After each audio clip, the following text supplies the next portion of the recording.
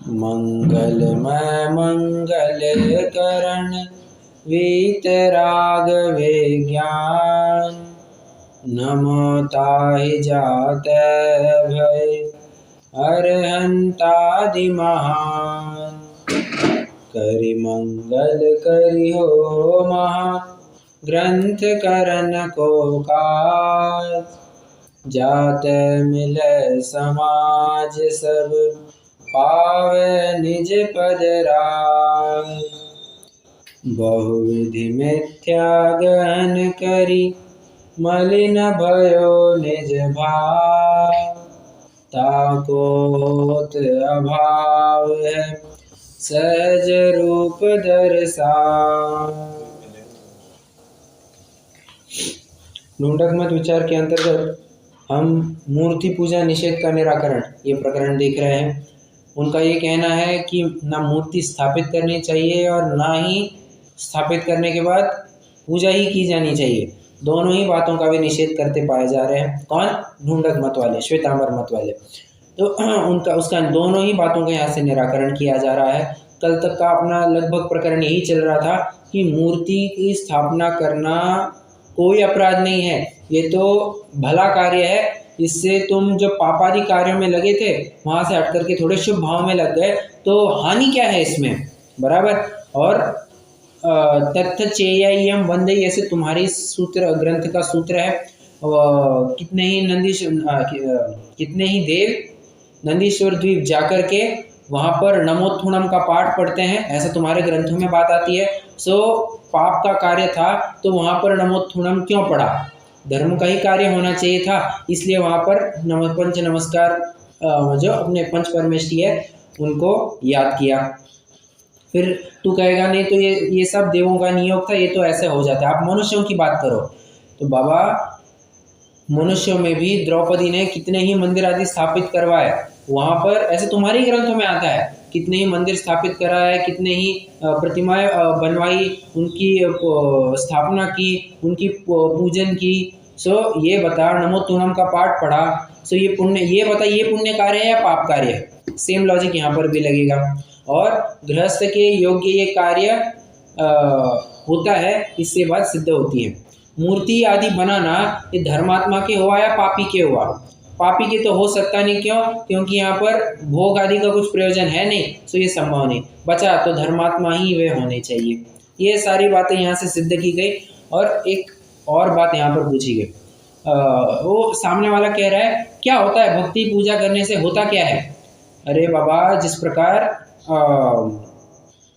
अच्छा वो एक बात और कह रहा है कि ये इंद्र है, इंद्र की प्रतिमा स्थापित करो और कुछ होगा क्या? प्रतिमा स्थापित करने से क्या होता है? ये आजकल जो चार्वाक मत कहता है ना, क्या है, क्या रखा है पत्थर को पूजने में, क्या रखा है? यही तो कहता है चार्वाक मत। कुछ नहीं है ये सब, ऐसा कह करके पूरी तरह से इस बात को उड़ा देते हैं। अब बात यहाँ पर ये भी कुछ यही कहना चाह रहा है कि इंद्रादि की प्रतिमा जिस प्रकार स्थापित करते बट कुछ होता नहीं है, जिनेंद्र भगवान की प्रतिमा स्थापित करके क्या होगा? तो भले ही इंद्र की कुछ ना हो, परंतु यहाँ पर अनंत देव की प्रतिमा स्थापित करना ये एक प्रयोजन से है कि हमें उनके सरीखा बनना है, हमें उनके जैसा बनना है, उनके बताए मार्ग के ऊपर चलना है, ये एक प्रयोजन होता है। और बाहर में उपयोग भटके ना, इसके लिए फिर जिनेंद्र प्रतिमा के दर्शन किए जाते हैं, जिसको देख करके बराबर, जिसे देखकर सहज दिखता सबसे सुंदर आत्मस्वरूप। ये बाहर में देखा जो रूप देखा है वो केवल रूप देखने ही के लिए नहीं था, अपने अंतर रूप को निहारने के लिए था। नासाग्र दृष्टि कह करके, नासाग्र दृष्टि देख करके, हाथ पर हाथ रखे देख करके, पद्मासन अवस्था देख करके, ये सब निश्चल दशा देख करके यही बात सिद्ध होती है कि होकर निराश सब जग भर से अब ये सब कार्य करना हमें युक्त है। तो इसके लिए करना होता है। और वितरागी की उपासना से वितरागता ही मिलती है। तुम रागी की उपासना करोगे तो राग मिलेगा। जैसे तुम्हारे पत्नी को देख करके, किसी स्त्री को देख करके विकार भाव होता है, नहीं होता है? बिल्कुल होता है। तो उसी प्रकार जिनेंद्र भगवान को देखेंगे तो वितराग भाव आए बिना नहीं रहेंगे। इतना भर लॉजिक था। कल तक का ये अपना प्रकरण जो था वो मैंने समराइज भी कर दिया 2-3 मिनट में। अब वो कह रहा है ठीक है, प्रतिमा स्थापित की ये तो समझ लिया। वो अब देखो, वो यहाँ तक स्वीकार कर चुका है कि ठीक है, प्रतिमा तो स्थापित की, ये तो हमने मान लिया, ओके, हम एक्सेप्ट करते हैं। पूजन करने से क्या होता है? सिर्फ देखो उसको, उसके दर्शन करो। पूजन आदि करने से क्या होता है? अरे देखो, कितने जनों को आटे के मुर्गे की कहानी याद है?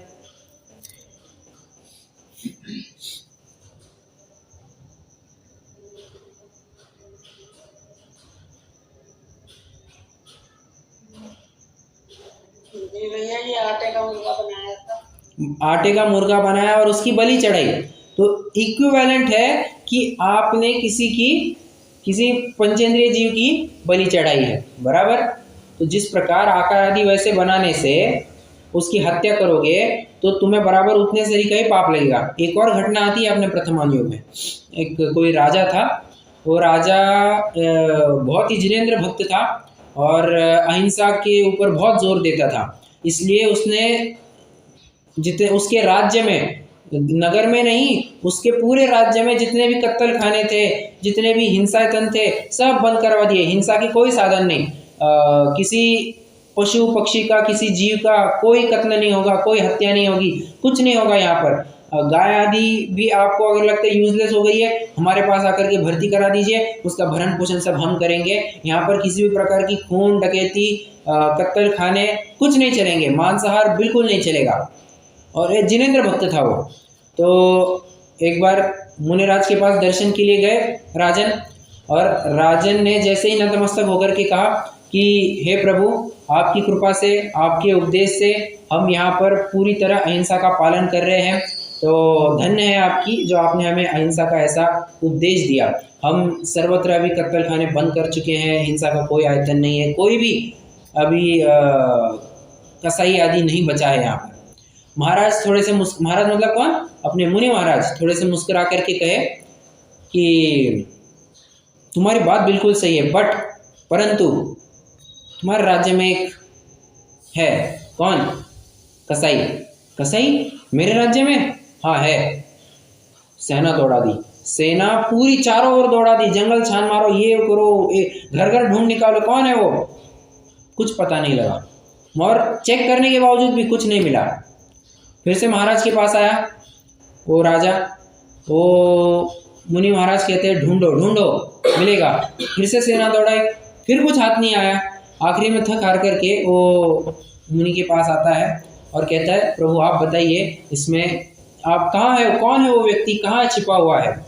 तो मुनिराज कहते हैं वो जो कैदी है ना, कैदी जिसको तुमने 2 महीने पहले कुएं में ढकेल दिया था मतलब कोई अंधकूप में डाल करके रख दिया था।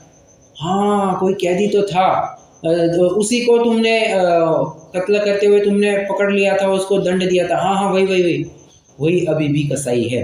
क्या बात कर रहे हैं, कैसे? उसके पास हत्या करने के लिए कुछ भी नहीं है, वो तुम जाकर के देख लेना।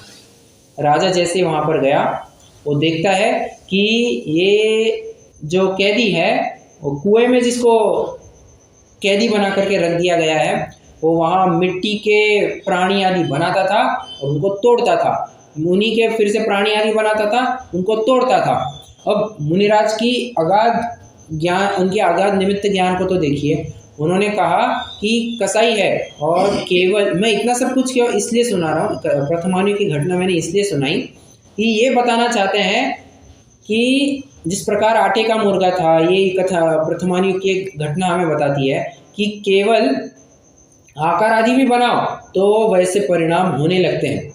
मैं आज ही थोड़ा विचार कर रहा था, थोड़ा चेक करना, ये खूनी लुटेरे ये जिस प्रकार से चाकू अपने हाथ में पकड़ते हैं, एक कसाई अपने हाथ में जिस प्रकार से चाकू पकड़ता है, कभी उस प्रकार से अपने हाथ में चाकू बस पकड़ करके देखना,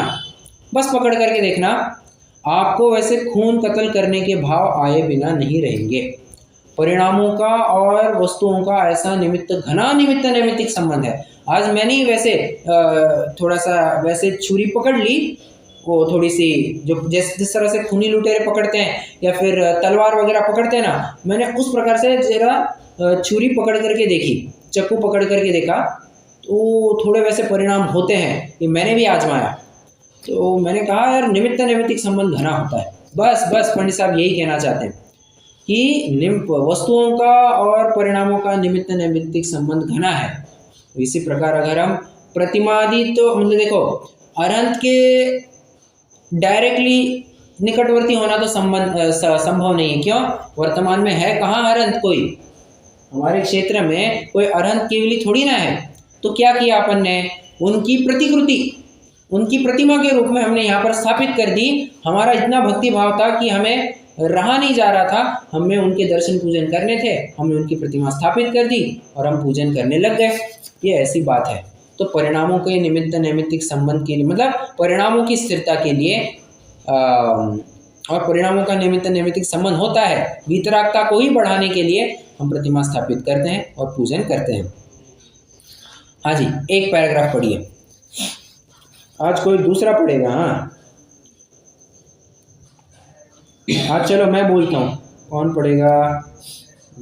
डॉक्टर साहब चलिए आज आप पढ़िए। कोई यहाँ से पढ़ना है? यस। जिस कोई कहे प्रतिमा को देखो परंतु पूजन आदि करने का क्या प्रयोजन? उत्तर, जैसे कोई किसी जीव का आकार बनाकर घात करे तो उसे उस जीव की हिंसा करने जैसा पाप होता है। वह कोई किसी का आकार बनाकर द्वेष बुद्धि से उसकी बुरी अवस्था करे तो जिसका आकार बनाया उसकी बुरी अवस्था करने जैसा फल होता है। इसी प्रकार अरहंत का आकार बनाकर धर्मानुराग बुद्धि से पूजन आदि करे तो अरहंत के पूजन आदि करने जैसा स्वभाव उत्पन्न होता है तथा वैसे ही फल होता है। अति अनुराग होने पर प्रत्यक्ष दर्शन न होने से आकार बनाकर पूजन करते हैं। इस धर्मानुराग से महापुण्य होता है। बस आगे बात ख्याल में, ये एक पैराग्राफ हो गया। अब वो आगे थोड़ी और बात बढ़ा रहा है, वो रुकने का नाम ही नहीं ले रहा है। तर्क के ऊपर तर्क, और तर्क के नाम पर भी वो कुतर्की रख रहा है। तो अभी क्या कुतर्क रख रहा है? वो कहता है, ये तो हास्यास्पद बात है ना, क्या कि जो वस्तु, चलो मैं थोड़े उदाहरण से उसका प्रश्न समझाता हूँ। मुझे बताइए, कोई गाड़ी हमको खटारा लगे, ठीक है, और कोई एक व्यक्ति है जो नई गाड़ी परचेस करना चाह रहा है, ठीक है। अब अपनी खटारी गाड़ी हम यदि उसको दे और कहे तुम यूज़ कर लो ना, हम नहीं परचेस कर रहे हैं, कैसा लगेगा सामने वाले को?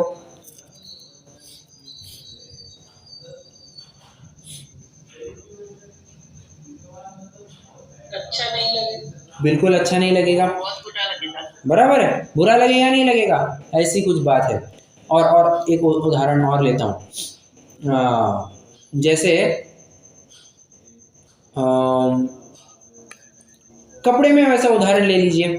अपन ने कोई शर्ट, कोई पैंट या कोई साड़ी, कोई ड्रेस बहुत यूज़ कर लिया, ठीक है, बहुत यूज़ कर लिया और किसी को हमने दे दिया, अब तुम यूज़ कर लो। अरे तुमको नहीं पसंद आता तो तुम हमको क्यों दे रहे हो? ये तुम्हारा जबरन हम पहने, और हमारी भी कोई कीमत है या नहीं है? ऐसा होता है या नहीं होता है? थोड़ा सा कभी कभी कॉन्फ्लिक्ट हो जाता है इन बातों को लेकर के। मतलब जो वस्तु तुमको पसंद नहीं आई है वो तुम कैसे एक्सपेक्ट कर रहे हो कि किसी दूसरे को पसंद आए? बराबर है, यही बात कह रहे हैं। जो वस्तु तुमने त्याग दी है किसी और के सामने रखना, ये तो एक प्रकार से उसकी अवहेलना हो गई, ये तो उसकी तुम निंदा कर रहे हो। पंडित साहब कह रहे हैं यदि ये गृहस्थ के साथ करे, ये ऐसा व्यवहार यदि गृहस्थ के साथ हो तो अवश्य ही विक्षिप्तपना पाया जाता है। उन्हीं के शब्द का प्रयोग कर रहा हूँ, अवश्य ही विक्षिप्तपना होता है। परंतु यहाँ पर हम कोई ऐरी गहरी वस्तु छोड़ नहीं रहे हैं, हम उत्तम वस्तुओं का त्याग कर रहे हैं। और यहाँ पर हमारा जो उस वस्तु के प्रति एकत्व था, उस एकत्व को त्यागने की बात है। और हमने उसका सेवन किया ही कब है? हम तो फ्रेश माल दे रहे हैं। अच्छा, अगर अब मैं उदाहरण थोड़ा सा बदलता हूँ। अब मान के चलिए कोई नई गाड़ी परचेस करना चाह रहा है और अपन ने ब्रांड न्यू कार अभी जस्ट आज ही 1 घंटे पहले शोरूम से निकाली है। चलो शोरूम से भी निकाली नहीं है, हम शोरूम में लेने ही जाने वाले हैं, और सामने वाला हमको कहे कि साहब नई गाड़ी लेनी है, और यदि अपन उसको नई गाड़ी अपनी नई गाड़ी उसको दे देवे, चल शोरूम से आज ही निकलनी है गाड़ी, तू ले ले, उसको अच्छा लगेगा या नहीं लगेगा? ब्रांड न्यू कार दे रहे हैं उसको, शोरूम से जस्ट निकलवा के दे रहे हैं, उसको अच्छा लगेगा या नहीं लगेगा?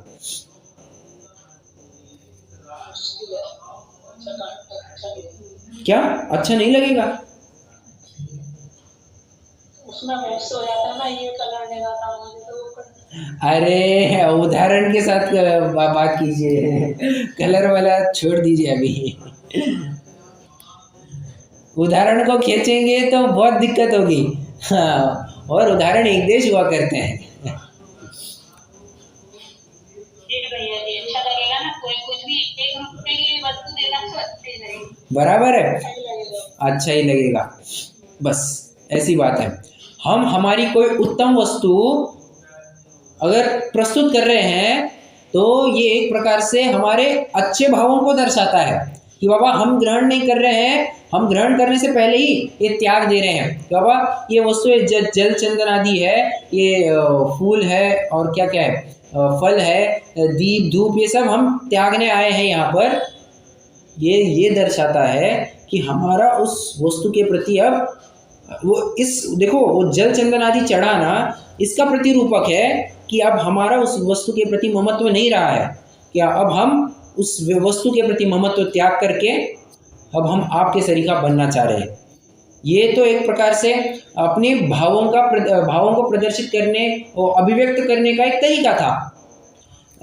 वैसे थोड़ी एक बात बताना चाहता हूँ, ये अन्यमति है ना, अन्यमति भी भोग सामग्री चढ़ाते हैं, अन्यमति भी भोग सामग्री चढ़ाते हैं, अपने यहाँ पर भोग सामग्री नहीं चढ़ती है, अपने यहाँ पर अचित द्रव्य कहा जाता है। और ये इसका परिचायक होता है कि बाबा हम ये वस्तु अभी त्यागने आए हैं, अपने भावों का प्रतिरूपक होता है। भोग सामग्री अपने यहाँ पर नहीं होती है, भोग्य नहीं होता है, बस गेय सामग्री होती है। हाँ, ये सामग्री ये जानना चाहिए।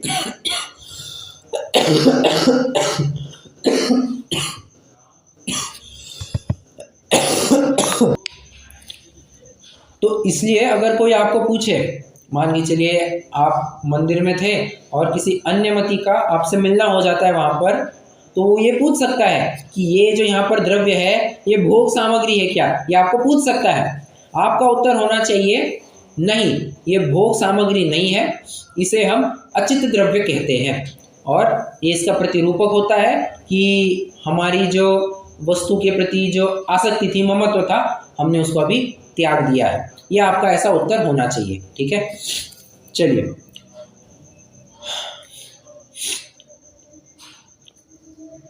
पंडित साहब एक और तर्क रख रहे हैं यहाँ पर।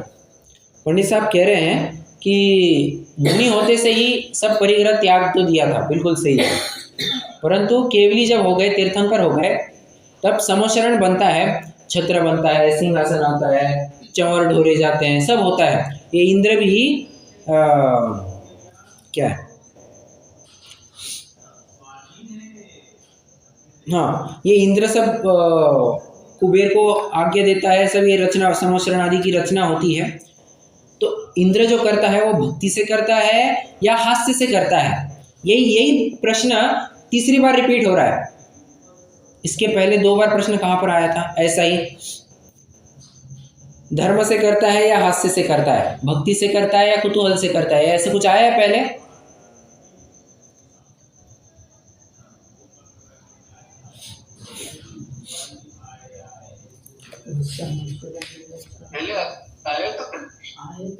ये 163 पेज पर ही देखिए, वो द्रौपदी का जो प्रकरण है वहां पर पंडित साहब ने पूछा था, सो उसने कुतूहल से किया या धर्म बुद्धि से किया?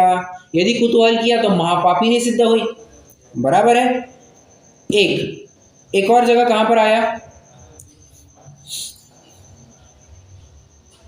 ये अपना 162 पेज पर नंदीश्वर द्वीप का जो प्रकरण चला था ना, वहां पर नमोत्थुणम का पाठ पढ़ते हैं। सो नमोत्थुणम का पाठ पढ़ा, वो धर्म का कार्य, मतलब ये नंदीश्वर द्वीप गए, वहां जाने से भक्ति की, सो धर्म हुआ या पाप हुआ? आ रही क्या बात? यही तर्क फिर से रिपीट हो रहा है।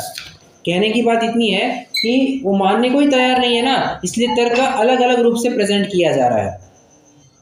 तो पंडित साहब यही पूछ रहे हैं कि इंद्र ने जो चंवर आदि बनाए हैं, ये समोसरण में छत्र आदि बने हैं, सो वो भक्ति की या हास्य किया, बस मजाक किया उसने। यदि मजाक किया हो तो पाप सिद्ध हो गया, वो तो महापाप, भगवान के साथ मजाक कर रहा है, नहीं। और यदि भक्ति की तो हम वही बात सिद्ध करना चाह रहे हैं। ध्यान रखना, गृहस्थ के साथ यदि ऐसी कुछ हरकत करोगे तो विक्षिप्त पने को प्राप्त होगा। तीर्थंकर के सामने तो हम अपनी उत्तम वस्तु त्यागने आए हैं। सो ये भक्ति का परिचायक होता है। आइए पढ़िए।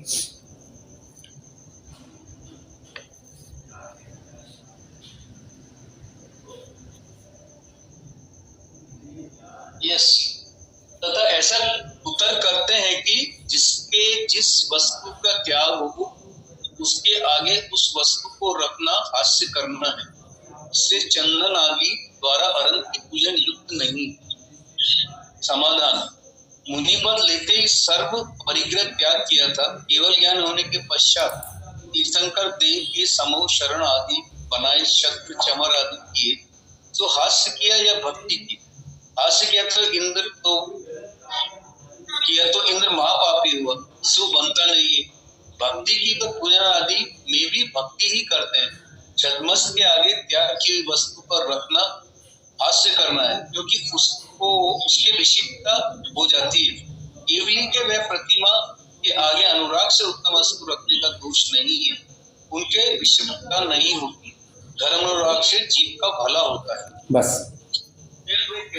नहीं, बस अभी कितने जनों को यहाँ तक के 2 पैराग्राफ समझ में आ गए? तो फिर मैं आगे लेता हूँ।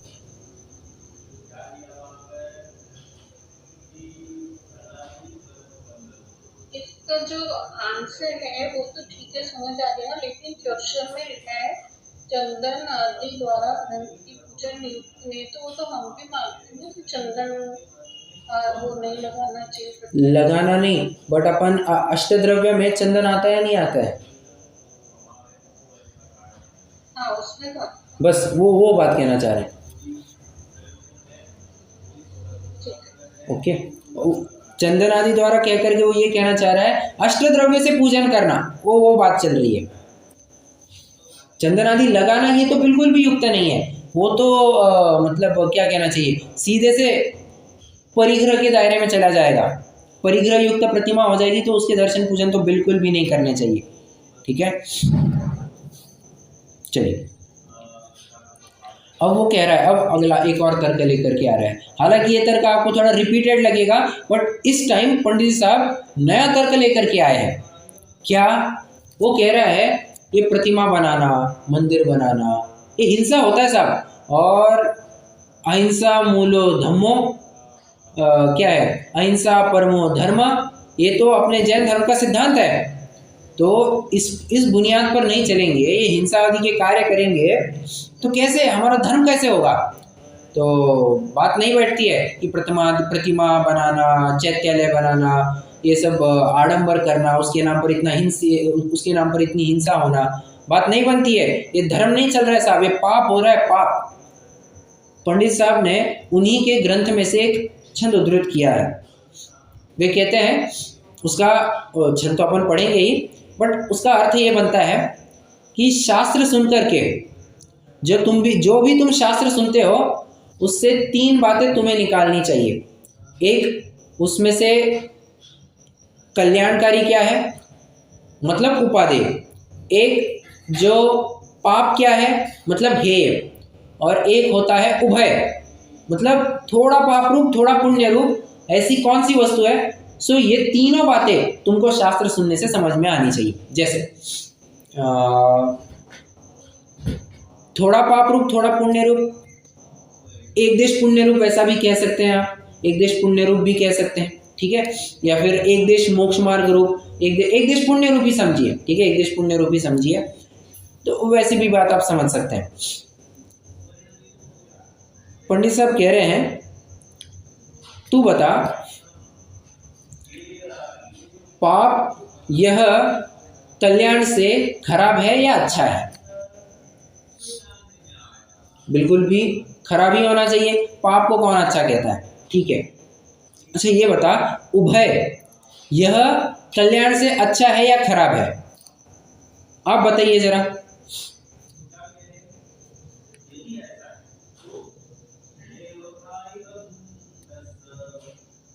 उभय यह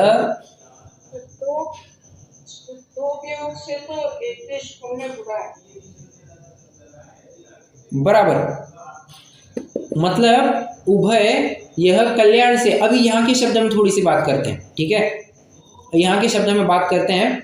कल्याण मतलब अपना शुद्ध भाव, उभय मतलब पुण्य भाव, और पाप मतलब पाप भाव तो आ ही रहा है, ठीक है।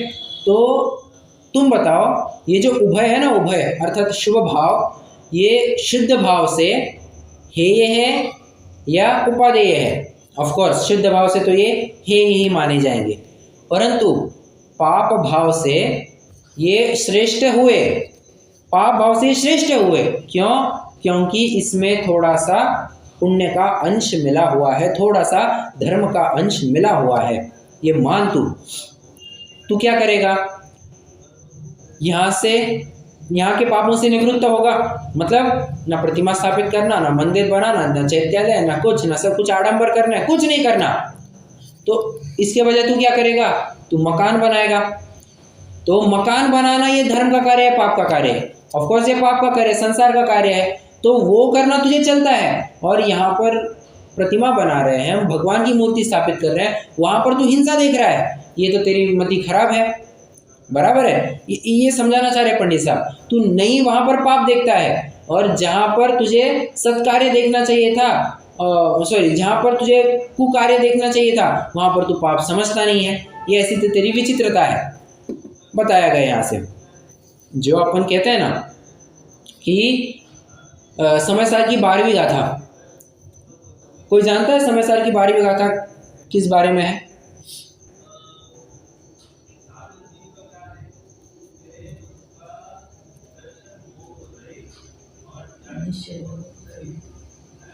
निश्चय और व्यवहार से बताइए सर।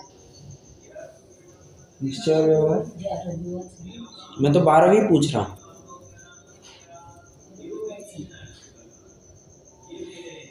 ग्यारहवीं गाथा क्या है? 11वीं गाथा तो ये है, भूदत्थेणाभिगदा व्यवहारो भूदत्थो देसिदो दुसुधणो भूदत्थमस्सिदो खलु सम्मादिट्ठी हवदी जीवो। ये तो 11वीं गाथा हो गई। क्या कि व्यवहार अभूतार्थ है और निश्चय भूतार्थ है, ठीक है। शुद्ध नय है सो भूतार्थ है, और अभूतार्थ है व्यवहार ने, ठीक है। इसलिए भूतार्थ की ही शरण ले लो। ये 11वीं गाथा में आ गया। 12वीं गाथा में आते से ही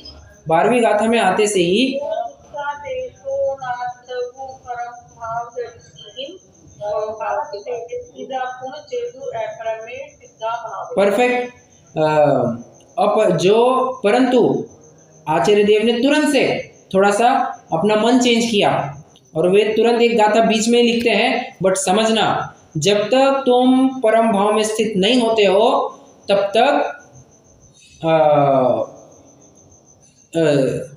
तक शुभ कार्य का अवलंबन लेना योग्य है। अपरम भाव में स्थित होने से तो अच्छा है कि तुम थोड़ा सा परम भाव में जब तक स्थित नहीं होते हैं, तब तक तुम इसका सहारा लो, व्यवहार का सहारा लो। ये 12वीं गाथा में बताया गया। समझ में आ रहा है? और इसीलिए फिर 12वीं गाथा की जो उत्थानिका है, आचार्य अमृतचंद्र ने लिखी, वे वहां पर लिखते हैं कथनचित केशांचित सह अपि प्रयोजनवान। क्या लिखा? कथनचित केशांचित सह अपि प्रयोजनवान। मतलब क्या? किसी किसी को किसी काल में वह व्यवहार भी प्रयोजनवान होता है, ये मानो। देखो सिंपल सा लॉजिक है। जब तुम सामयिक आदि निर्वध्य कार्य में प्रवृत्त होते हो, तब तुम्हारे लिए धर्म कार्य, पूजन, दया, दान सब गौण है। ये तुम्हारे षट आवश्यक सब कुछ गौण हो जाते हैं। एक तुम्हारा सामयिक करना, आत्मानुभव करना, ये तुम्हारा कार्य बन जाता है, ये तुम्हारी रिस्पॉन्सिबिलिटी हो जाती है। इसके ऊपर कुछ नहीं। आत्मानुभव, आत्मानुभूति, ध्यान धारणा, इसके ऊपर कुछ नहीं। परंतु अगर इसमें पूरा टाइम नहीं रह पा रहे हो ना, तब फिर क्या करोगे? तुम चले पाप भाव में, रुको, चलो जल लो, चंदन लो, डालो उस थाली में, ये करो वो करो, और बराबर से फिर भगवान की भक्ति में अपना समय लगाओगे। तो ज़्यादा पाप में जाने से तो बेहतर है ना कि कम पाप में रहे। महालेप से तो भला है अल्पलेप में रहे। ये बात यहाँ पर भी लागू होती है। तुम पापों में प्रवृत्त होगे, विषय कषायों में प्रवृत्त होगे, तो तुम महापाप को बंद करोगे।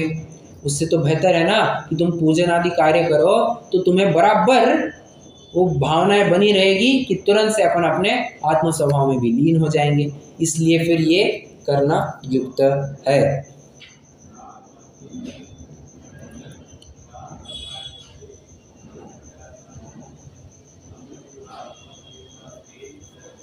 पंडित साहब भी कंक्लूजन यही कर रहे हैं कि अगर तेरे पास पैसा है ना, तो तू पाप कार्य में लगाने से अच्छा है तू मंदिर आदि बनवा। यहाँ वहाँ क्यों पैसा फेंकता है? कोई जीव निर्वज्य सामायिक कार्यों में न प्रवृत्ति नहीं कर सकता, तो उसके पूजन आदि करने का भी निषेध नहीं है। बिल्कुल करे वो पूजन आदि, बट प्रायोरिटी तुम्हारे शुद्ध भावों की होगी।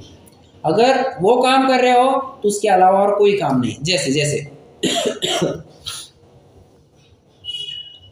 बच्चे के लिए प्रायोरिटी क्या है? एग्जाम का टाइम चल रहा है, ठीक है, एग्जाम का टाइम चल रहा है, बच्चे के लिए प्रायोरिटी क्या है? पढ़ाई करना, ठीक है।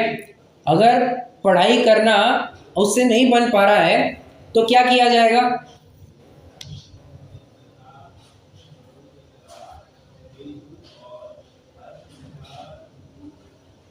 चलो चलो, परीक्षा का भी टाइम छोड़ दीजिए, आप नॉर्मल केस उठाइए।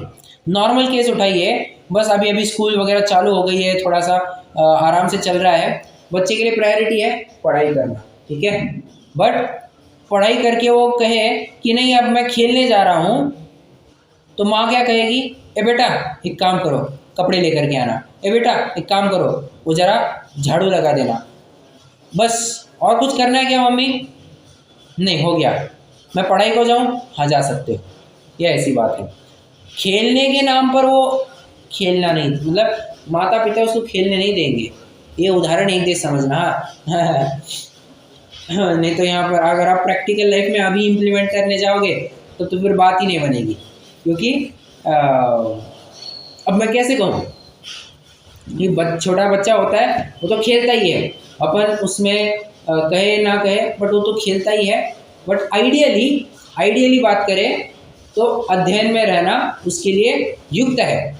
खेलना तो छोटा बच्चा वो मनोरंजन के लिए करता है, बट ज़्यादा युक्त तो उसके लिए बेस्ट कार्य तो उसके लिए अध्ययन करना ही है, ठीक है। तो उस हिसाब से उदाहरण दिया गया था। ये देखो थोड़ा सा उदाहरण मैंने अपनी तरफ से भी मॉडिफाई किया है, विद्वानों से सुना हुआ है, थोड़ा मैंने अपनी तरफ से मॉडिफाई किया हुआ है। थोड़ा सा कंसेप्ट, थोड़ी सी बात मैंने अपनी तरफ से बात रही। बस यही बात यहाँ पर भी लग रही है कि तुम आत्माराधना कर रहे थे, करो कोई दिक्कत नहीं है। ये पूजन कर, भगवान स्वयं कह रहे हैं ना पूजन करने की दिक्कत है ना मेरे दर्शन करने की दिक्कत है। कोई नहीं करोगे तो भी चलेगा, नहीं करोगे तो भी चलेगा। बट अभी ध्यान से उठे, अच्छा ये ध्यान से उठ गए, ए बच्चे इधर वो जल उठाओ, चंदन उठाओ, डालो इस थाली से उस थाली में, और जल पला 8 दरब चढ़ाए, ध्यान पूजो सी जिन राय, महासुख होए देखे नाथ, जय जय क्या है वो, जय जय नाथ परम गुरु होए, और चालू कर दो। और फिर सब पूजन वगैरह हो जाए तो फिर अब क्या लग रहा है? ये साहब अब ऐसा लग रहा है कि हमको थोड़ी और विषय कषाय की वासना पड़ी है, और पूजन करो, और भक्ति पूजन करो। उनको लग रहा है कि नहीं साहब अब आत्म ध्यान में जाना चाहते हैं, बिल्कुल जा सकते हो। ऐसी बात यहाँ पर लगा लेना। हाँ जी, कोई और पढ़ेगा? अब कोई और पढ़ेगा तो कौन पढ़ेगा? चलिए कोमल जी आप पढ़िए अभी।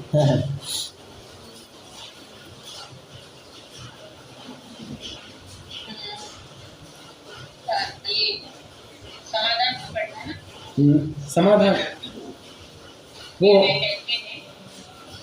प्रतिमा बनाने में, विद्यालय आदि कराने में, पूजन आदि कराने में हिंसा होती है और धर्म अहिंसा है। इसलिए हिंसा करके धर्म मानने से महापाप होता है। इसलिए हम इन कार्यों का निषेध करते हैं। उत्तर, उन्हीं के शास्त्र में ऐसा वचन है। फिर वो पढ़ता हूँ मैं। ये अपना अनुष्टुप है, अनुष्टुप छंद है। क्या है? सुच्चा जानै कल्याणम सुच्चा जानै पावगम उभयम पि जानै सुच्चा जमसेय तम समायर। देखिए, इसका थोड़ा मैं अर्थ भी यहाँ से प्राकृत से अपन थोड़ा अर्थ निकालने की कोशिश करते हैं, फिर तो अपन पढ़ेंगे। सुच्चा, सुच्चा मतलब होता है सुनकर, ठीक है। सुच्चा मतलब होता है सुनकर। तो सुच्चा शास्त्र, जानै कल्याणम, शास्त्र जान करके कल्याण, कल्याण समझ लो। एक सुच्चा जानै पावगम, तो क्या पाप रूप है ये भी जान लो। उभयम भी जानै सुच्चा, सूत्र को पढ़ करके उभयम भी, उभय भी जान लो। और जम सेय तम समायर, सेय मतलब होता है सेवन करना, और समायर मतलब होता है समाचर, आचरण करना, उस प्रकार उसमें प्रवृत्ति करना। ये बात आ रही है। मतलब कहना चाह रहे हैं, शास्त्र पढ़ करके तुमको तीनों बातें समझ में आनी चाहिए, कल्याण, पाप और उभय, और जो योग्य है उसमें तुम्हें प्रवृत्ति करनी चाहिए।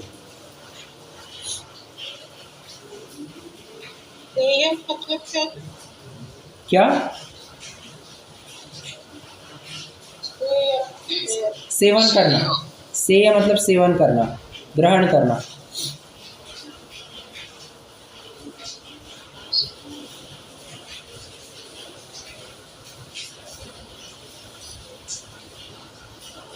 हाँ जी, पढ़िए। यहाँ कल्याण, पाप और उभय, यह तीनों शास्त्र सुनकर जाने ऐसा कहा है। तो उभय तो पाप और कल्याण मिलने से होगा, तो ऐसे कार्य का भी होना ठहरा। वहाँ पूछते हैं, केवल धर्म से तो उभय मिलता है ही, और केवल पाप से उभय बुरा है या भला है? यदि बुरा है तो इसमें तो कुछ कल्याण का अंश मिला है, पाप से बुरा कैसे कहे? भला है तो केवल पाप को छोड़कर ऐसे कार्य करना ठहरा, तथा युक्ति से भी ऐसा ही संभव है। कोई त्यागी होकर मंदिर आदि नहीं बनवाता है, तो सामायिक आदि निर्वज्य कार्यों में प्रवर्तता है, तो उन्हें छोड़कर प्रतिमा आदि कराना व पूजन आदि करना उचित नहीं है।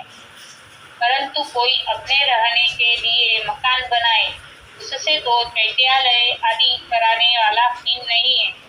हिंसा तो हुई, परंतु उसके तो लोभ, पाप, अनुराग की बुद्धि हुई, और इसके लोभ छूटकर धर्मानुराग हुआ। तथा कोई व्यापार आदि कार्य करे, उससे तो पूजन आदि कार्य करना ही नहीं है।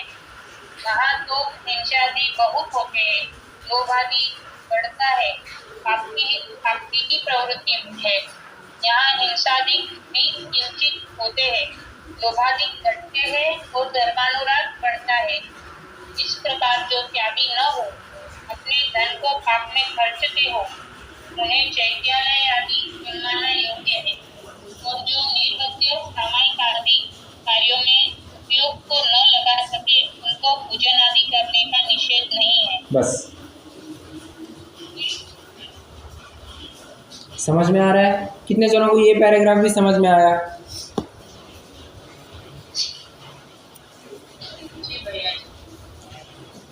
बात यही है, तो शुद्ध भाव, शुभ भाव और अशुभ भाव, इन तीनों में से किसका चयन करना, इसी की बात चल रही है। चयन तो शुद्ध भाव का करना, बट शुद्ध भाव में पूरा टाइम नहीं रह सकते। तो शुभ भाव में, अरे मुनिराज को भी कई बार क्या असंख्यात बार छठा सातवां होते रहता है। असंख्यात बार, इतना टाइम उनका छठे में भी, और छठे का काल सातवें से दुगना बताया गया है। ये बात भी समझ, मतलब 2:1 का रेशियो बनता है। जितना काल सातवें में बिताते हैं, उससे दुगना काल छठे गुना स्थान में बिताते हैं। मतलब व्यवहार में ज़्यादा काल आते हैं। कहने की बात इतनी है कि व्यवहार का अवलंबन आवश्यक है। कब तक? जब तक कि तुम्हें अनुभूति की प्राप्ति ना हो जाए। ये देखना चाहिए प्रवचन सार गाथा 210 की टीका, 210 या 201 कुछ तो भी है।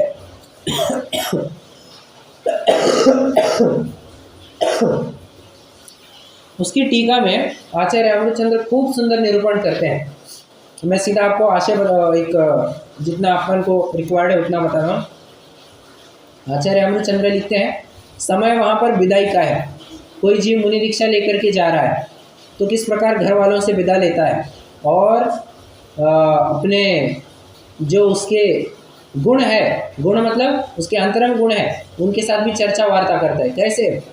हे निशंकित, निकांक्षित, निर्विचिकित्सा, अमूढ़ दृष्टि, उपगोहन, स्थितिकरण, प्रमावना, वात्सल्य आदि अंग मैं तुमको तब तक धारण करता हूँ जब तक तुम्हारे प्रसाद से मुझे शुद्धोपयोग की प्राप्ति न हो। एक, हे कालाचार, अर्थाचार, निम्नवाचार, अनिम्नवाचार, शब्दाचार, उभयाचार और बहुमानाचार, ये जितने भी है सम्यक ज्ञान के अंग, तो मैं तुमको तब तक धारण करता हूँ जब तक कि तुम्हारे प्रसाद से मुझे शुद्धोपयोग की प्राप्ति न हो।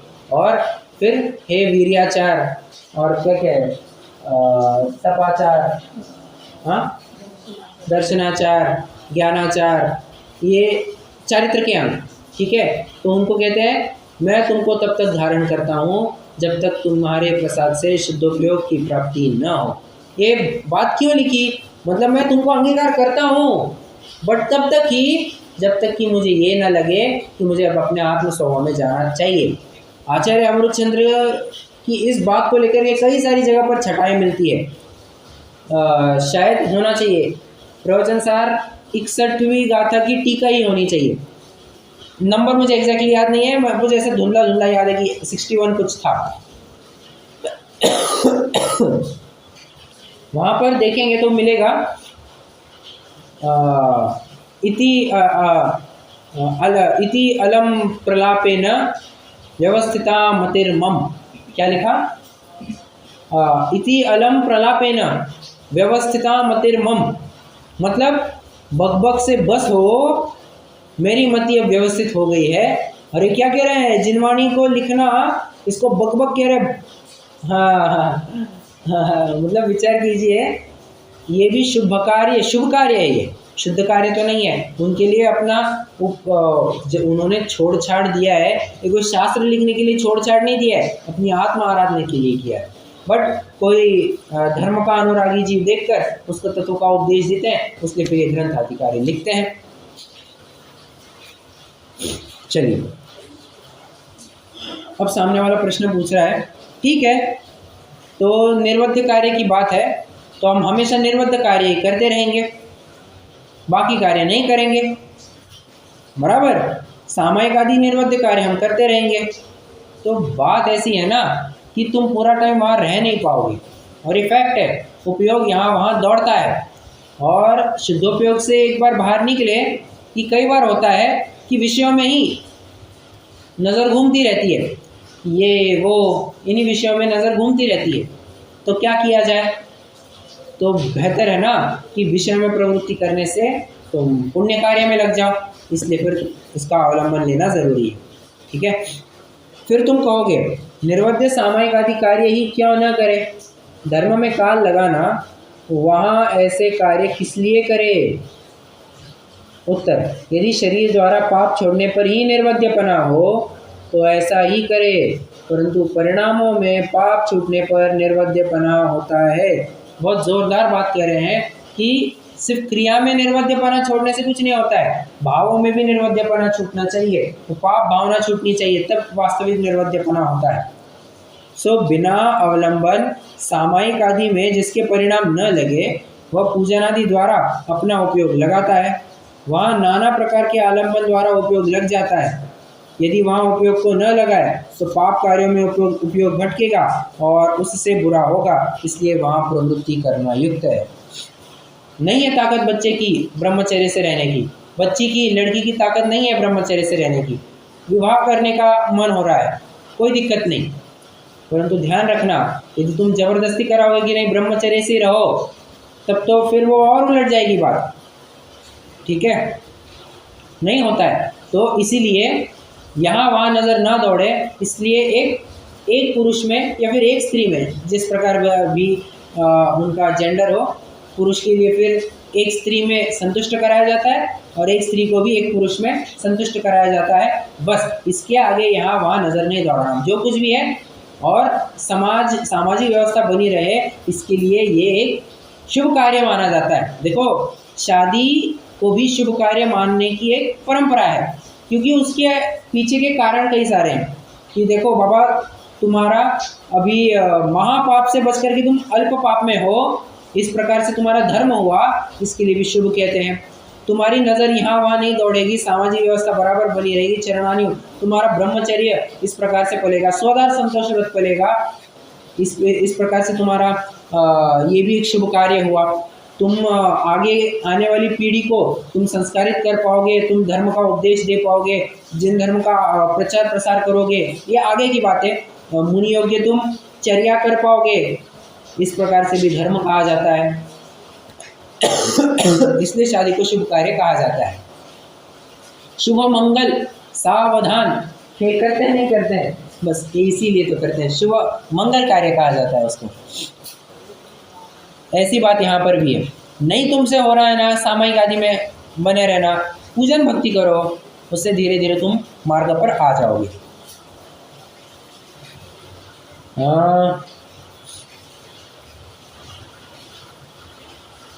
मुझसे प्रकरण तो है लगभग 3 पेजेस का, और देखते हैं कितना बनेगा। मुझे लगता है अभी अपन यहाँ पर रुक जाते हैं, कोई प्रश्न हो तो पूछ सकते हैं। लगभग कल, या फिर कल नहीं हुआ तो परसों तो 100% होगा ही होगा, ये अपना अधिकार कंप्लीट हो जाएगा। 3 ही पेजेस बचे हैं, तो या तो कल या परसों, जैसे भी होगा अपन देखेंगे। कोई प्रश्न है?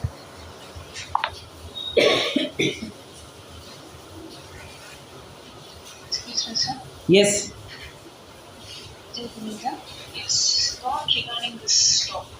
हाँ हाँ,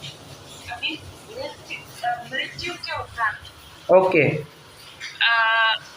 स्नान और करा सकते हैं, नहीं करा सकते, मतलब डेड बॉडी को, बॉडी को, या देखिए, गुड क्वेश्चन, गुड क्वेश्चन। प्रश्न ये आया है कि डेड बॉडी को नहलाना, स्नान कराना, ये कितना योग्य है। ये एक वैदिकों की परंपरा है। क्या वे मानते हैं कि यहाँ से अब उसकी, वे वैकुंठ में जाएंगे, यहाँ से जीव मर करके अब वैकुंठ में जाएगा, भगवान के पास जाएगा, so he should be dressed properly. इसके लिए फिर नहलाते हैं, नए कपड़े पहनाते हैं। ये सब प्रथा वैदिकों की है, यहाँ अपने यहाँ पर कोई प्रयोजन नहीं है उसका। हम तो ये मानते हैं कि बाबा मैक्सिमम चौथे समय में उसने नया शरीर धारण कर लिया है, तो यहाँ पर उसको जलाना, नहलाना, नए कपड़े पहनाना, उसका कोई औचित्य नहीं है। ये वैदिक परंपरा है, ठीक है। अब तो सीधा उसका दाह संस्कार जो करना है उतना ही बचता है, तो नहलाना ये योग्य नहीं है।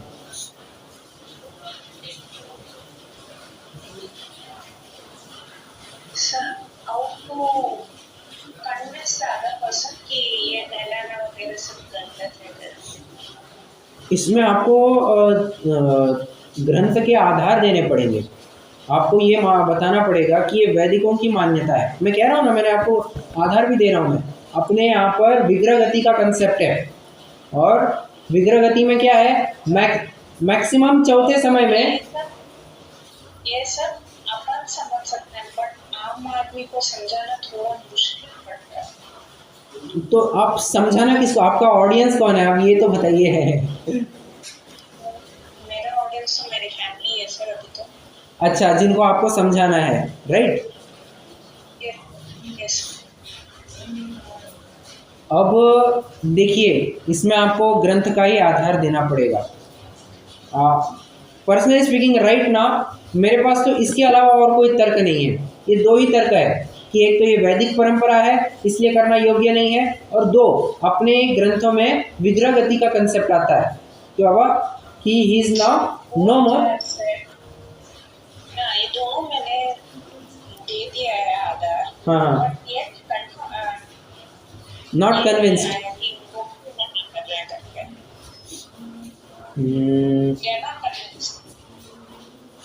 क्यों नहीं करना चाहिए। चलिए मैं इसको आपको थोड़ा सा और स्टडी करके बताता हूँ, बट ये दो तर्क तो पक्का है, इसके ऊपर भी अगर कुछ मिलता है मुझे तो मैं आपको ज़रूर शेयर करूँगा। Good question. बट ये भी अपने में वो अंतर चाहिए कि ये जगना चाहिए, तो नहलाने में कराने में तो अंतर्मुख से ज़्यादा ही हो जाएगा बट नेचुरली। ओके, ये भी एक तर्क रख सकते हैं, ये भी एक तर्क रख सकते हैं। बाबा नहलाना करना अगर करेंगे तो अंतर्मुहूर्त का टाइम चला जाएगा और तुम्हारा दाह संस्कार करना वो छूट जाएगा, तो उससे भी तुम चूक जाओगे। ये भी एक तर्क हो सकता है। बहुत अच्छा। देखिए, जो बॉडी डेड बॉडी को जलाया जाता है, नियम ये है कि after death within 48 minutes, within अंतर्मुहूर्त वो सारा प्रोसीजर कंप्लीट होना चाहिए और डेड बॉडी को जला दिया जाना चाहिए विदिन 48 मिनट्स, मतलब आग लगा दी जानी चाहिए उस डेड बॉडी को। अगर नहीं होता है तो उसमें समूर्छन जीव उत्पन्न होते हैं और फिर उसको लेकर के तीव्र हिंसा होती है। ठीक है।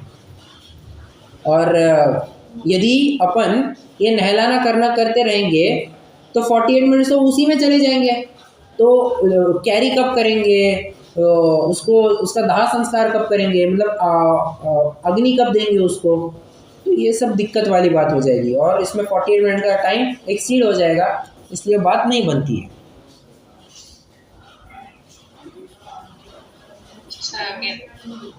48 मिनट्स वो अपन लोग समझते हैं, बट नॉर्मल पब्लिक 48 मिनट्स का कॉन्सेप्ट नहीं जानती है। वो तो यही ट्राई करती है कि जो घर वाले हैं वो सब आ जाए फिर लेके चले जाए, तो they don't believe in this concept. So where will I place कि नहलाना नहीं चाहिए। तो चलो ओके, देखो मैं अब थोड़ा सा ना एक कॉन्ट्रा प्ले कर रहा हूँ। क्या आप उनको पूछिए कि क्यों करना चाहिए, आप उनको पूछिए करना क्यों चाहिए। हाँ वो मैंने पूछा था, बोले कि ये परंपरा है, that's why we follow it. परंपरा इज नॉट ऑल, परंपरा के लिए कोई तर्क भी होना चाहिए। आप तर्क पूछिए ना कि तर्क क्या है इसके पीछे का, अगर कोई तर्क देते हैं तो then that's wrong। Right। कैसे बताऊं? अरे मतलब एक बात समझिए, वो अड़ गए हैं, वो और कुछ नहीं समझेंगे, वो नहीं समझेंगे। इसके लिए आप पूछिए, वो तर्क नहीं दे पा रहे हैं ना, इसका मतलब यही है they are logicless and hence our point is superior, hence prove, अपनी बात सुपीरियर है ये सिद्ध हो जाती है। वो तर्क नहीं दे पा रहे हैं ना, क्योंकि तर्क देते तो अपने तर्क के साथ भी अपने तर्क के सामने वो झुक जाते, वो भी नहीं हो पा रहा है। तो इसलिए ये अब कैसे, अब इसमें कन्विंस तो नहीं होंगे, आप ये छोड़ दीजिए कि वे कन्विंस हो जाएंगे, बट क्या कहना चाहिए, हाँ ट्राई करते रहिए, ये लॉजिक देते रहिए। कुछ और लॉजिक मुझे ख्याल में आता है तो मैं आपको ज़रूर बताऊंगा। भैया जी इसमें तो ऐसा है कि क्या है, समाज को नहीं सुधार सकते, जैसे भगवान भी हाथ में हाथ करके बैठ गए कि जिसको जब सुधरना होगा। हाँ बराबर है, बराबर। भगवान भी हाथ पर हाथ रख, जैसे आप कह रहे हैं भगवान भी हाथ पर हाथ रख करके बैठ गए, वे भी अब ये सोच रहे हैं अब इनको जब अपनी योग्यता होगी तब वे समझ जाएंगे, इनके पीछे मैं अपना समय क्यों खराब करूं, मैं तो अपना आत्म कल्याण कर लेता हूं। इसके पीछे उन्होंने भी हाथ पर हाथ रख दिए हैं। ऐसी बात है, बट गुड पॉइंट है। मैं वैसे एक और बात बताना चाहता हूँ, कोई आपको बस कहता है ना कि ये करना चाहिए, आप उनको तर्क देने से पहले उनके तर्क समझिए कि ये क्यों करना चाहिए। आप अपने तर्क सीधे मत पेश कीजिए, क्यों, अपने तर्क अपने ब्रह्मास्त्र होते हैं, एकदम लास्ट में छोड़ना। सबसे पहले उनके तर्क समझ करके लो, और जब वे स्वयं तर्क देने लग जाएंगे ना, वे वहीं पर डोलायमान हो जाएंगे, क्योंकि जो गलत बातें होती है, जो बस परंपरा के अनुसार चलते आ रही होती है, उनको फॉलो करने में कितना पॉइंट होता है, कहीं ना कहीं वे स्वयं अटकेंगे और उनको ही कहीं ना कहीं पिंच होगी बात कि we are doing something wrong. अपना तर्क तो फिर अपन बाद में पेश करेंगे, बट लेट देम स्पीक कि व्हाई टू डू, अपन तो कह रहे we should not do, but let them speak why to do. ठीक है, वे तर्क दे पाए और कुछ लॉजिकल बता पाए तो ठीक है, नहीं तो फिर वे हार ही रहे हैं। ठीक है, इसमें हार जीत की भी बात नहीं है, बट अपना पॉइंट सुपीरियर होता है, अपना पक्ष सुपीरियर होता है, इसमें तो कोई दुमत नहीं। ये शायद ना 6वें अधिकार में भी एक प्रकरण आने वाला है, कुल प्रवृत्ति का निषेध, ऐसा कुछ प्रकरण है। एक मिनट, अगर मुझे यहाँ पर मिलता है तो मैं आपको बताता हूँ।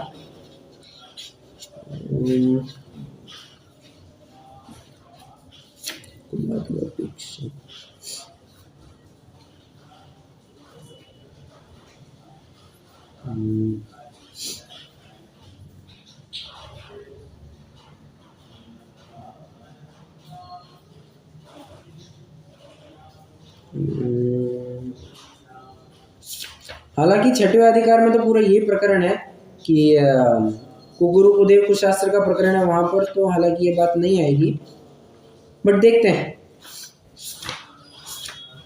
मेरा इसमें एक एडिशनल क्वेश्चन और है। हाँ जी, हाँ जी।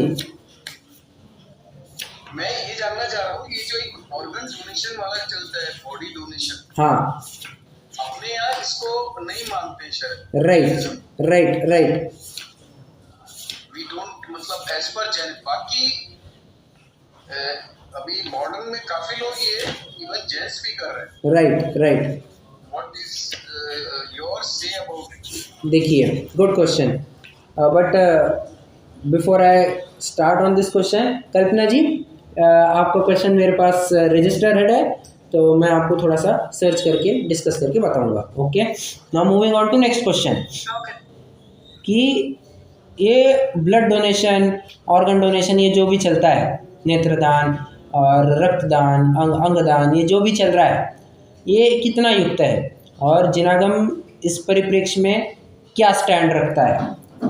देखिए, भले ही अपन ये कहे कि मेरा ब्लड ग्रुप उसका ब्लड ग्रुप सेम है, बी पॉजिटिव, ऐसा होने पर भी मेरे खून के आश्रय से रहने वाली जीव अलग है, आपके खून के आश्रय से रहने वाली जीव अलग है, फर्क पड़ता है, ये आप समझना। इसको एक मैं उदाहरण देना चाहता हूँ।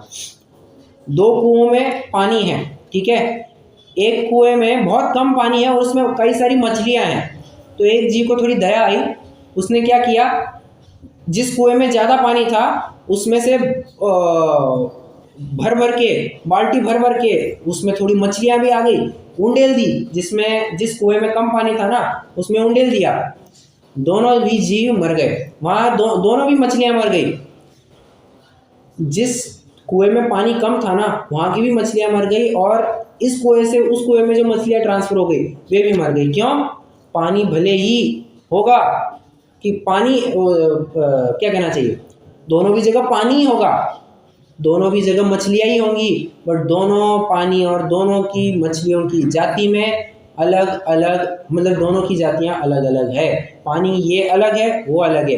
यहाँ के जीव वहाँ जाएंगे तो मरेंगे, वहाँ के जीव यहाँ आएंगे तो मरेंगे। अरे सिंपल सा लॉजिक है। हम अगर यहाँ से जाए अभी अलास्का में, या कौन सा है वो नॉर्दर्न पोल के वहाँ पर जाए, थोड़ा नॉर्वे, रशिया, ये सब बर्फीले प्रदेश में जाए, अटलांटिक एरिया, ऐसे एरिया में जाए, तो क्या होगा, हमारे शरीर के ऊपर परिणाम होगा या नहीं होगा? Will it affect our body or not?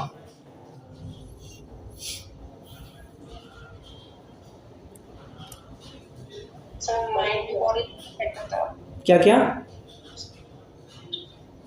Mind और बॉडी दोनों में अफेक्ट, राइट, दोनों अफेक्ट होते हैं, क्योंकि वहाँ का क्लाइमेट पूरा अलग है, यहाँ का क्लाइमेट अलग है। अच्छा, वहाँ के जीव यहाँ आए, अगर अंग्रेज यहाँ पर आए, अपन को 30 डिग्रीज नॉर्मल है, मुझे बताइए 30 degree Celsius is normal for us?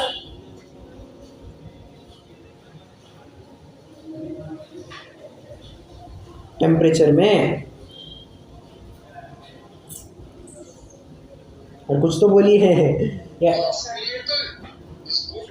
हाँ, अपने लिए नॉर्मल है, एवरेज टेम्परेचर इतना चलता ही है, मतलब थोड़ा होता है, मतलब 30 डिग्रीज इज नॉर्मल।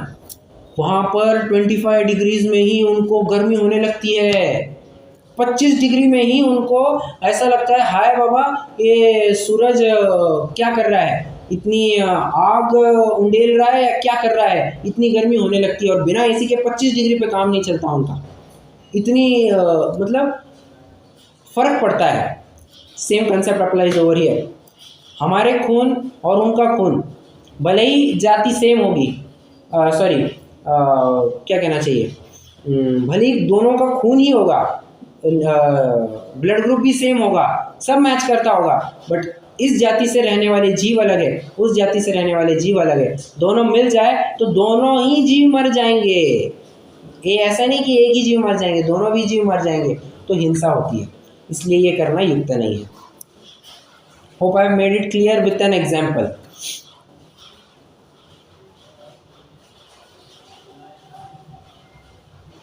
तो ये जो हॉस्पिटल में जो ब्लड चढ़ाते हैं तो इसमें क्या होता है, मरते जीव तक? यस यस, जीव मरते हैं। ब्लड डोनेशन, ब्लड खून भी चढ़ाते हैं। No, not allowed.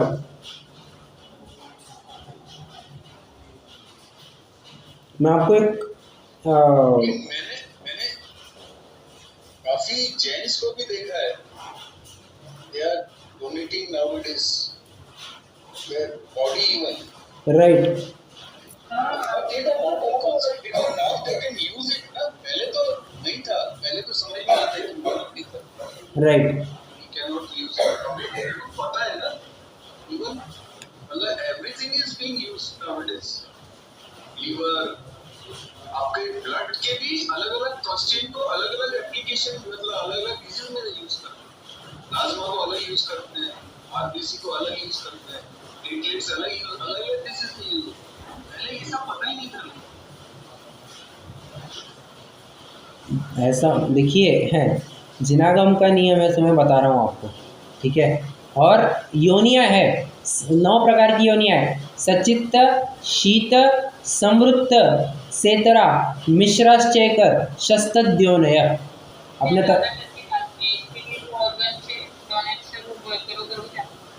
क्या क्या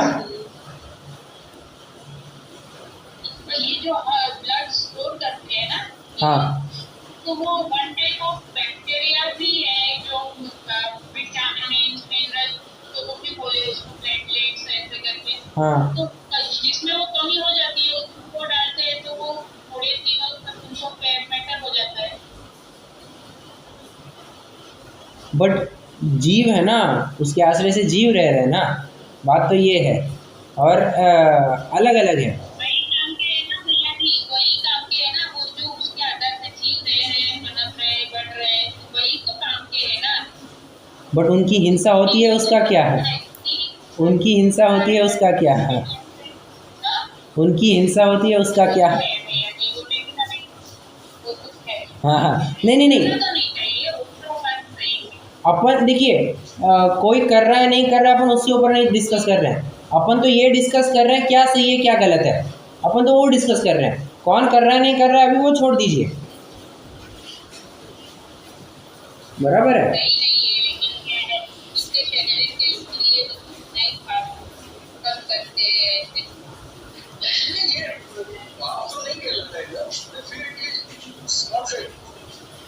मैं ये मेरा पूछने का मतलब यही था क्योंकि पहले ये सब चीज का अवेयरनेस नहीं था। हाँ, ये यूजफुल है। पहले हम ये समझते थे डेड बॉडी है मींस इट्स अ पुद्गल now it is not used. Of late और last 10 years may be more even लोगों को ये मालूम चल रहा है कि cornea can be used, you know, skin can be used, right time frame में आपको यूज करना है। राइट और जैसे अब आप किसी की यूज हो जाती है आइस, तो उसकी तो आई साइड आ जाती है। राइट तो जाने वाले एक्सीडेंटल केस में तो नॉर्मली सारे चीजें यूज होता ही रहती है। राइट, मतलब जिसकी जो नीड है, हाँ, बड़े बड़े सिटीज में आजकल कोई भी एक्सीडेंट होता है, ब्रेन डेड है, तो इवन मेरे एक फ्रेंड को अभी लीवर की जरूरत पड़ी थी।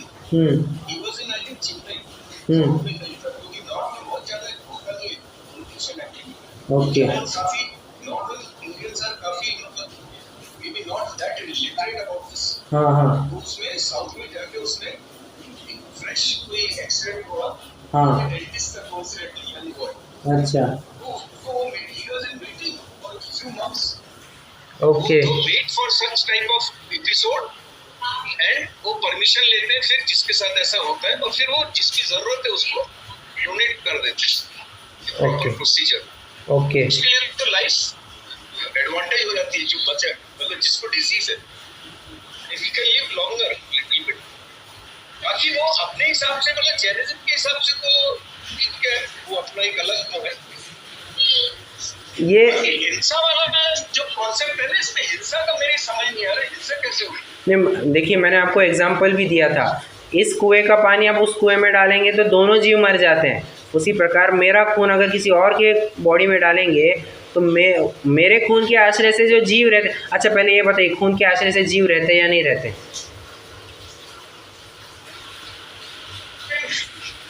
मेरे लिए ये थोड़ा बोलना ना इट इज बिट एक्चुअली वैसे तो नहीं पहले वही है ना अपने पास दोनों तरीके के बैक्टीरिया से इट्स गुड एंड भाई वो सब जीव ही है। बस मैं यही एक मिनट बैक्टीरिया नहीं है अरे वो कंस्टिट्यूएंट्स आप जीव नहीं है ऐसे कैसे कह रहे हैं? प्लेट्स आरबीसी खून के आश्रय से जीव रहते हैं नहीं रहते हैं ये आप कैसे कह रहे हैं? हाँ सर वो जीव तो रहते ही रहते हैं। मैं तो ये नहीं कह रहा हूँ मैं ये कह रहा हूँ कि ये कंस्टिट्यूएंट्स है प्लेट्स आरबीसी व्हाइट ब्लड। अरे मैं एक्सेप्ट 100% आई एक्सेप्ट बट उसके आश्रय से जीव रहते हैं या नहीं रहते मैं तो ये प्रश्न पूछ रहा हूँ। वो तो पूरी बॉडी में जीव है। बस अब मेरी बात सिद्ध हो जाती है। अब यहाँ के इस खून के ड्रॉप्स अगर दूसरे खून में जाएंगे तो दोनों ही के आश्रय से जो जीव रहते हैं वे मरेंगे। ये फैक्ट है, ये आप समझिए, ये होता है, ऐसा होता है। You have to accept this.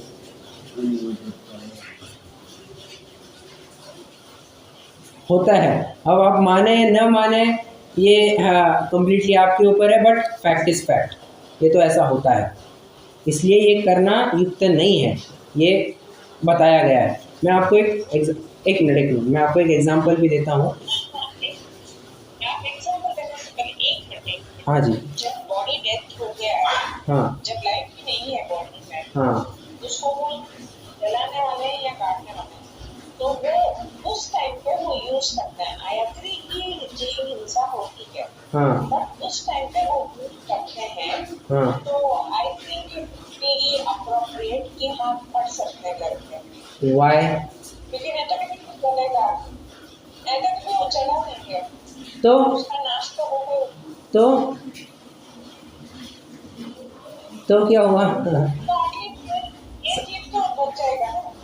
अरे उसका बचना न बचना तत्व ज्ञान तो कहता है आयु के अनुसार है, उसको मिले न मिले उस आयु के अनुसार। Yes thank you sir. Okay, मैं आपको एक उदाहरण देता हूँ और बहुत ही ज़ोरदार एग्जाम्पल है, मतलब आपको लगेगा कि वास्तव में पुरुषार्थ, और पुरुषार्थ फिर इसी का तो नाम होता है। देखो सबका सुमेल बिठाते आना चाहिए, जितना शक्य हो हमें बचते आना चाहिए, तो जहाँ बचना संभव नहीं है फिर वहाँ तो पाप तो होता ही है, उसमें कोई दो राय नहीं है। एग्जाम्पल है, उदाहरण है अपने, कौन है अपने संजय जी जेवर, आपको सभी को पता ही होंगे। उनकी बहन, ये जब इनकी प्रसूति होनी थी तब उस समय में डॉक्टर ने कहा आपके बॉडी में बहुत खून कम है, खून बहुत ही कम हो गया था, तो इस लेवल का आ गया था कि कह दिया था या तो आप बचेंगे या तो बच्चा बचेगा, कोई तो एक होगा, तो अगर आप दोनों बचाना चाहते हैं तो आपको खून चढ़ाना पड़ेगा। शी डिड नॉट एग्री, उन्होंने कहा जो होगा सो होगा, मुझे स्वीकृत है, मेरा मरण आएगा तो चलेगा, बच्चा मरेगा तो चलेगा, मुझे कोई फिक्र नहीं है, खून बिल्कुल नहीं चढ़ेगा। पुरुषार्थ की दम देखिए, she did not accept a single drop of blood entering into her body. Delivery हुई और आज दोनों की दोनों सुरक्षित है, और बच्चा तो हालांकि 1 साल मेरे से बड़ा भी, और काफ़ी मतलब शायद अभी शास्त्री हो चुका होगा, शास्त्री हो चुका है वो अभी, और वे स्वयं विदुषी है, वे स्वयं कक्षाएं लेती है। ये जैन तत्वों पर आप देखेंगे ये स्वयं कक्षाएं लेती है और काफ़ी मतलब अध्यात्म आचरण कई सारी बातों को लेकर के खूब उनमें एक आदर्श उन्होंने निर्माण किया हुआ है। मैं कहने की बात इतनी है कि करने वाले हैं यहाँ पर, वो तो हम आजू बाजू में देखते हैं कि लोगों का पुरुषार्थ कम है ना, तो फिर हमको लगता है कि नहीं यार ये तो करना चाहिए, वो तो करना चाहिए। अरे हम ऐसे भी तो उदाहरण देखें कि जिन्होंने बिना इन सब सहारों के कर दिखाया है। इन्हीं का एक और उदाहरण, इनके दांत ना अभी बहुत कमज़ोर हो गए हैं, दांत हिलते रहते हैं इनके, तो डॉक्टर ने कहा B12 का इंजेक्शन लेना पड़ेगा। नो, शी रिजेक्टेड, और आज फिट है मतलब व्यवस्थित चल रहा है। मैं इतना सब कुछ क्यों बता रहा हूँ? इसके लिए बता रहा हूँ कि ये हमें स्वीकार करना होगा कि बाबा ये करने से हिंसा होती है, कोई दूसरे जीव का खून। अच्छा, अब मुझे बताइए, किसी दूसरे जीव का खून आएगा, खून किसी मांसाहारी होगा, किसी कसाई का होगा, तो क्या करेंगे? और खून का असर चढ़े बिना नहीं रहता, ये फैक्ट है। खून का असर चढ़े बिना नहीं रहता है, खून का असर आता ही आता है। आपके शरीर में किसी कसाई का खून घुसेगा ब्लड के नाम पर, आपको वैसे परिणाम हुए बिना नहीं रहेंगे। ये खून अपना असर दिखाता है, 100% फैक्ट है। क्योंकि मैं ये नहीं कह रहा हूँ कि उसकी वजह से होता है, निमित्त नैमित्तिक संबंध बहुत घना होता है, ये स्वीकार करना पड़ेगा। बहुत तत्वज्ञान है इसके पीछे, बहुत लॉजिक्स है। कोई माने न माने इससे क्या फ़र्क पड़ता है, ये तो जो सच है अपन तो उसकी चर्चा कर रहे हैं। We are unveiling the truth, we are not discussing what who is doing what and who is doing what not. Who is doing what ये तो बस एग्जाम्पल के रूप में हमारे सामने प्रस्तुत होंगे। We are discussing here what is right and what is wrong. Hope I have clarified the point. Do think about it. You do think about it. हमको ये सुनना, मैं भी इस पक्ष का कभी था कि यार ब्लड डोनेट करने से क्या होता है, भला होगा सामने वाले का, भला होना न होना उसके पुण्य के अधीन है। अपन इतनी, और समझना केवल एकेंद्रीय जीव नहीं, समूर्छन जीवों का घात होता है, त्रस्त जीवों का घात, खून के आश्रय से त्रस्त जीव रहते हैं, त्रस्त जीवों का घात होता है। अपन नहीं इतना अफोर्ड कर सकते। और कई सारे असंख्यात त्रस्त जीव हैं, असंख्यात त्रस्त जीवों का घात होगा। Are we ready to afford that much of paap? विचारणीय बात है। इसमें एक चीज और है ना श्रेयस जी, हाँ जी, your saving is Sangi Panchayatri out of this activity. Got my point? So इसलिए तो ये that is why it is a practice. अरे एक बेटर क्वालिटी के ह्यूमन को सेव कर रहे हैं इन कंपेरिजन टू जो आप जैसे बोले समूर्छन जीव, वो जो भी है मतलब। और इसमें लोगों का वो मोह और राग ये भी इन्वॉल्व है ना, तभी तो उसको बचाया जा रहा है। तो ऐसे तो इतने लोग पंचेंद्रीय जीव होते हैं, वैसे ठीक है, अटैचमेंट है, एक्सेप्टेड। कितनी प्रोबेबिलिटी है कि वो सही ठीक होने के बाद वो तत्वाभ्यास करेगा? अपन ने सब सोचा कि यार ये अपना जैन है या एक मनुष्य है, कितनी पॉसिबिलिटी है, कितनी गारंटी है कि वो अच्छा काम ही करेगा? We cannot guarantee. कि कई बार तो ऐसे देखने में आया है। और समझिए ऐसा होगा कि अगर आप उसको खून देते हैं अपना, और अच्छा होने के बाद अगर वो उसको लेकर के तंदुरुस्त होने के बाद अगर खून डकैती करने, दूसरों का खून डकैती करने लग जाए, तो आपको नहीं लगता कि आपको कहीं ना कहीं गिल्ट फील नहीं होगा? बिल्कुल होगा। और एक्सेप्टेड, 100% एक्सेप्टेड किया तो उस जीव के प्राण बचते हैं। अपन उसमें निमित्त होते हैं। बट इसमें आपको कहीं ना कहीं थोड़ा सा चरणानुयोग तो फॉलो करना होगा। मैंने आपको देखा कई सारे तर्क भी दिए हैं। अब इसके आगे मैं अगला तर्क तो यही रखूँगा, तो जिनवाणी इसको अलाउ नहीं करता है, जिनवाणी इसको अलाउ नहीं करती है इस बात को, ये तर्क मैं फाइनल रख सकता हूँ। ठीक है।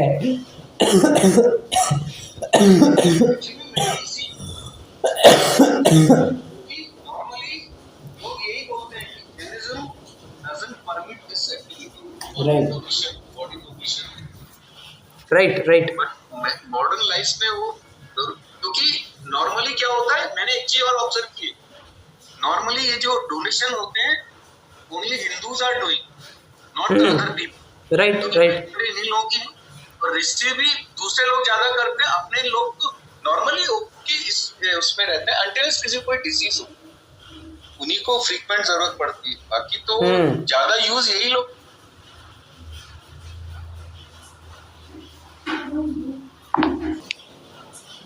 लीव होते हैं सभी जन, जनवाणी शुद्धि करके अपन कंप्लीट करते हैं।